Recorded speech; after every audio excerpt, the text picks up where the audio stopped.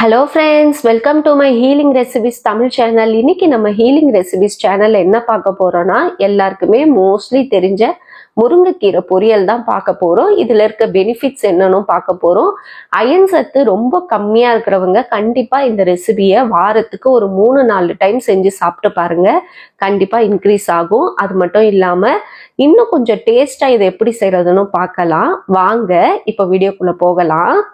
First இதை செய்யறதுக்கு ஒரு கடாய் எடுத்துக்குங்க. அதுல ஒரு 2 டீஸ்பூன் அளவுக்கு எண்ணெய் ஆட் பண்ணிக்கோங்க. எண்ணெய் நல்லா காஞ்ச பிறகு 4 பல்லு பூண்டை நல்லா ஸ்லைஸ்டா மெலிசா கட் பண்ணி ஆட் பண்ணிக்கோங்க.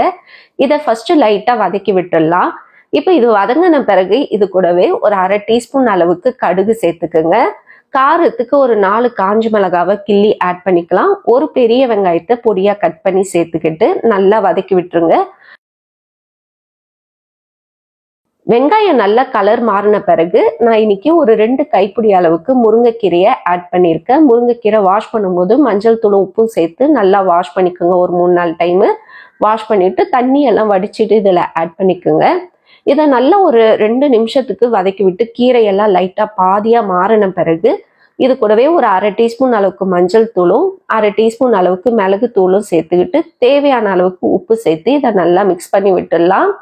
இப்போ கீரை நல்லா வதங்கி அதுல இருக்க தண்ணி எல்லாம் வெளிவந்து நல்லா சுருண்டு வரணும். இந்த மாதிரி இப்ப பாருங்க, கீரை கலர் மாதிரி நல்லா சுருண்டு வந்துச்சு. கடாயிலே ஒட்டாது, நல்லா உதிரியா இருக்கும்.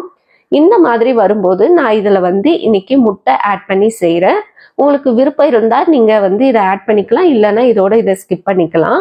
இப்ப இதுல 2 முட்டையை கூட உடைச்சு ஊத்திக்கோங்க. ஊத்திட்டு முட்டை பொடி மாஸ் மாதிரி இதை நல்லா ஹை ஃப்ளேம்ல ஒரு 2 நிமிஷம் பரட்டுனீங்கன்னா போதும்.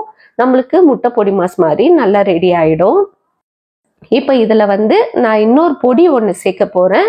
அது என்னன்னா, வேர்க்கடலை பொடியை இதுல ஆட் பண்ண போறோம். 1 டீஸ்பூன் அளவுக்கு வேர்க்கடலையை லைட்டா வறுத்துட்டு பொடி பண்ணிட்டு ஒன்றும் பாதமா பொடி பண்ணிக்கோங்க. ரொம்ப நைஸா வேண்டாம், கொரகொரப்பா பொடி பண்ணிட்டு இதுல ஆட் பண்ணிக்க வேண்டியதான். 1 டீஸ்பூன் இல்லை 2 டீஸ்பூன் சேர்த்துக்கிட்டு நல்லா மிக்ஸ் பண்ணி விட்டுருங்க. அவ்வளவுதான், ஒரு அருமையான முருங்கைக்கீரை பொரியல் ரெடி ஆயிடுச்சு. இந்த முருங்கைக்கீரையில பாத்தீங்கன்னா ஹார்ட் ப்ராப்ளம் இருக்கிறவங்க தாராளமா சாப்பிடலாம். இது ஹார்ட்ல இருக்கிற நிறைய ப்ராப்ளத்தை குணப்படுத்துவோம். அது மட்டும் இல்லாம இதயம் ஆரோக்கியமா இருக்கிறதுக்கும் நம்மளுக்கு ரொம்ப ஹெல்ப்ஃபுல்லா இருக்கு. இது மட்டும் இல்லாம இந்த சக்கரை நோய் இருக்கிறவங்க எல்லாம் தாராளமா இதை எடுத்துக்கலாம். டெய்லி கூட எடுத்துக்கலாம், அவ்வளோ ஒரு நல்லது இது. அது மட்டும் இல்லாம முருங்கைக்கீரை நம்ம உடம்புல இருக்க கொழுப்பெல்லாம் கரைக்கிறதால அதிகமான உடல் எடை குறைகிறதுக்கு நிறைய வாய்ப்பு இருக்கு.